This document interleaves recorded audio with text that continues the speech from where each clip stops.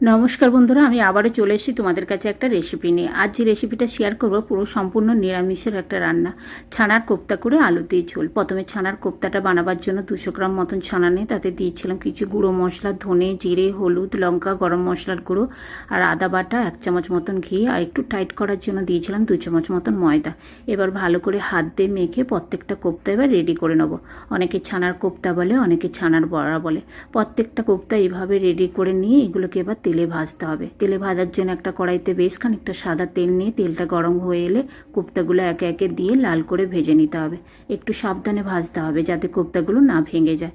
এইভাবে লাল করে ভেজে নিয়ে এগুলোকে তেল থেকে তুলে রাখে এবার তরকারিটা বানাবার জন্য ওই তেলের মধ্যে দিয়ে দিলাম গোটা গরম মশলা, শুকনো লঙ্কা, গোটা তেজপাতা আর দিয়ে দিলাম গোটা জিরে।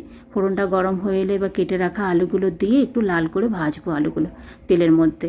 এদিকে একটা মশলা রেডি করে নেবো, তাতে ছিল ধনে, জিরে, হলুদ, 2 রকম লঙ্কার গুঁড়ো, পরিমাণ মতন নুন, ঝাল লঙ্কার গুঁড়ো আর কালারের জন্য কাশ্মীরি লঙ্কার গুঁড়ো। এবার জল দিয়ে গুলে আমি কড়ার মধ্যে দিয়ে আলুর সাথে ভালো করে মশলাটা কষবো।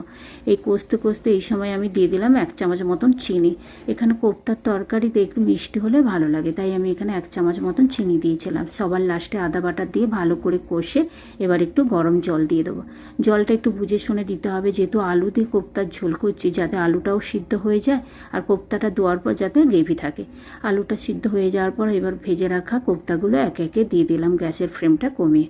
কোপ্তাগুলো দেওয়ার পর বেশ খানিকক্ষণ একটু অল্প আঁচে ফোটানোর পর এবার নামাবার আগে 1 চামচ গরম মশলার গুঁড়ো, 1 চামচ ঘি দিয়ে গ্যাসের ফ্লেমটা একদমই নিভিয়ে দিলাম। দিয়ে এবার এটাকে নামিয়ে নেব। কেমন লাগলো বলো আজকে আমার নিরামিষের এই রান্নাটা, ছানার কোপ্তা করে আলু দিয়ে তরকারি।